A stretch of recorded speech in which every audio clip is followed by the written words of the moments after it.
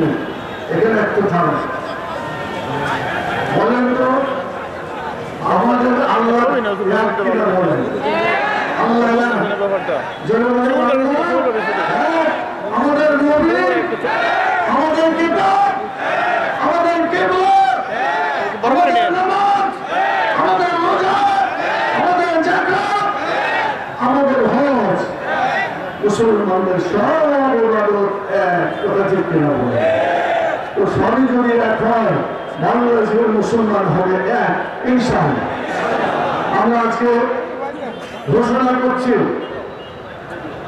আমরা আত্মীয় ইসলামপন্থী এবং যারা দেশের কল্যাণ চায় দেশপ্রেমিক জনশক্তি দেশপ্রেমিক দল যারা আছেন যারা ইসলামকে পছন্দ করে আমরা ৮ দল তৈরি করেছি ৮ দল ইসলামী আইনের পক্ষে কথা দেখতে হবে বাইরে যারা আছে ওরা তো মুসলমান কি বলে মুসলমান না সবাই না মুসলমান যদি নাম রাখা হয়েছে বাংলাদেশে 18 কোটি মানুষের মধ্য থেকে বাংলাদেশে 70-90 জন মানুষ মুসলমান আমরা 90 জন মানুষের সংগঠন পরিণত করতে চাই এই ৮ দল শুধু ৮ দল থাকবে না বাংলাদেশের যত দল আছে সব দল ইসলামের পতাকা ধরে সর্বদা হবে ইনশাআল্লাহ এই জন্য আমরা দলটা ওপেন করে দিলাম আমরা বিএনপি করে বলতে চাই আপনারাও আছে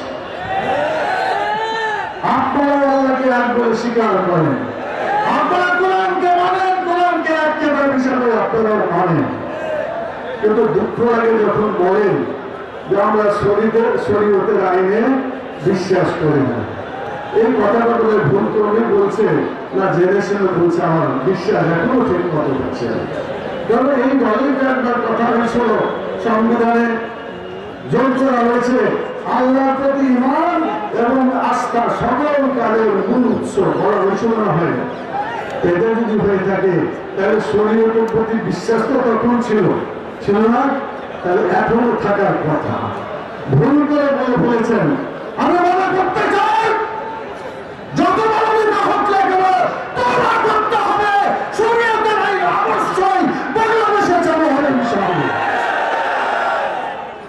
শরীয়তের আইন যারা বিশ্বাস করবে দুনিয়া তো তাদের জায়গা হবে না মরার কোনো জায়গা হবে না কথা ঠিক না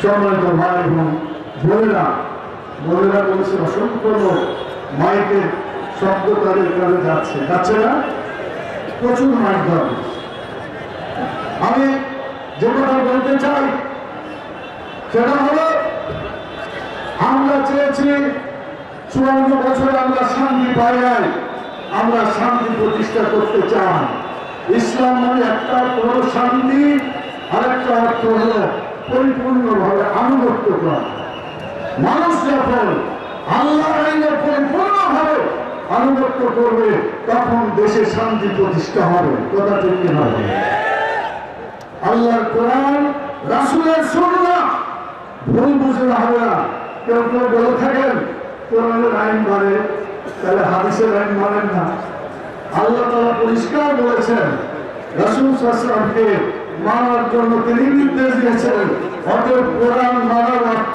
রাসূলকে মানা কথা ঠিক কিনা হবে আবার হাদিসে আছে মানে আতানি ফাকাদ আতাল্লাহ যা আমাকে মানে অর্থাৎ রাসূল সাল্লাল্লাহু আলাইহি ওয়াসাল্লামকে মানে তিনি আল্লাহকেও মানেন অতএব এটা ভুল বোঝার কোনো সুযোগ নাই কোরআন এবং সুন্নাহ আইন বাংলাদেশে কায়েম হবে ইনশাআল্লাহ কায়েম হবে এই আইন চালু করার জন্য আর দল ঐক্যবদ্ধ হয়েছে ওটার জন্য যদি জিহাদ করতে হয় জীবন দিতে হয় আপনারা কি রাজি আছেন আগামীদের প্রয়োজন হতে পারে প্রথম স্বাধীনতাকে বলা হয়েছিল ভালো কথা বলা হয়েছিল এর 71 যে উদ্দেশ্য লক্ষ্য ছিল অত্যন্ত ভালো এবং সুন্দর লক্ষ্য ছিল কিন্তু দুর্ভাগ্য যে লক্ষ্য নিয়ে 71 সালে সংগ্রাম করা হয়েছিল বলেন যারা এই নেতৃত্ব দিয়েছিল তারা কি সেই উদ্দেশ্য সফল করেছিল বলে নাই তাহলে বোঝা যাচ্ছে প্রথম স্বাধীনতা ব্যর্থতায় পরিণত হয়েছে দ্বিতীয় স্বাধীনতা আবু সাইদ জীবন দিয়ে শুরু করে প্রমাণ করেছে প্রথম স্বাধীনতা প্রাপ্ত হয়েছে, দ্বিতীয় স্বাধীনতা তারা ঘোষণা করে গেছে জীবন দিয়ে। আরো একটা স্লোগান চালু হয়েছে, আবু সাহেব মুগ্ধ শেষ হয় নাই। স্লোগান ভুলে গেছেন? বলেন, আবু সাহেব মুগ্ধ শেষ হয়নি যুদ্ধ। এই যুদ্ধ শহীদ হতে হবে আপনাদেরকে, আমাদেরকে। আমরা কি যুদ্ধ করতে রাজি আছি? সামনে লড়াই হবে, বাংলাদেশে আদর্শিক লড়াই হবে, এদেশে মানুষের তৈরি মতবাদ জাতীয়তাবাদ চালু হবে না কোরআন সুন্নাহর আইন চালু হবে। আগামী ফেব্রুয়ারি মাসে তার পরীক্ষা হয়ে যাবে ইনশাআল্লাহ।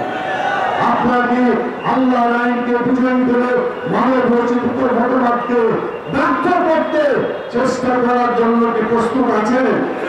দুই হাত তুলে দেখান যে আমরা প্রস্তুত আছি ইনশাআল্লাহ। ইনশাআল্লাহ। তার একটা দাবি, চোর যারা চুরি করেছে, ডাকাতি করেছে, তাদের বিচার হতে হবে। কথা ঠিক না? যারা মানুষ হত্যা করেছে তাদের বিচার হতে হবে, হবে না?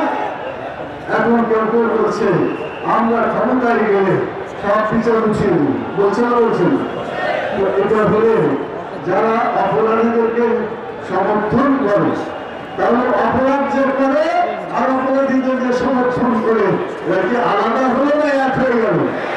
তাহলে প্রকৃত শক্তি আর নব্য যারা আগামী দিনে নিজেদেরকে ঘোষণা করেছে তারা এই দেশকে পরিচালনা করবে। আমরা বলছি জনগণ ভোট দিলে আপত্তি আমাদের নয়, কিন্তু ভোট না পেয়ে যদি কথা বলা শুরু করেন তাহলে তো মতলবটা ভালো বোঝা যায় না। কথা ঠিক না বলে, ওই জন্য আমরা বলবো যে যারা অপরাধ করেছে তার বিচার দিতে হবে। এই বিচার না করে কিছুতেই আমরা ছাড়তে চাই না। কথা ঠিক না বলে, আমরা বলেছি গণভোট দিতে হবে, তো গণভোট পাবলিকের ভোট। কথা ঠিক না বলে, ওই পাবলিককে ভয় করে যে তারা যে গণতন্ত্র বিশ্বাস করে, সেজন্য গণভোট তাদেরকে মানতে হবে। আর গণভোটটা হতে হবে জাতীয় সংসদ নির্বাচনের আগে, তাহলে গণভোটের সত্যিকার মূল্য মানুষ বুঝতে পারবে, জাতি বুঝতে পারবে, তার ফলাফল আমরা পেতে পারবো। সব শেষের কথা হচ্ছে, আমরা কারোর বিরুদ্ধে চরমে কথা বলতে চাই না। আল্লাহ কোরআন বলেছেন ইদফা বিল্লাতি হিয়া আহসান, মন্দের জবাব ভালো দিয়ে দিতে হবে। আপনারা কি রাজি আছেন মন্দের জবাব ভালো দিয়ে দিতে রাজি আছেন? তাহলে সংগ্রাম, মারামারি, জুলুম, অত্যাচার, নির্যাতন করে যাবে। সেই জন্য মন্দের জবাব ভালো দিয়ে আমাদেরকে দেশটাকে শান্ত রাখতে হবে। নির্বাচন সুন্দর পরিবেশে অনুষ্ঠিত হবে।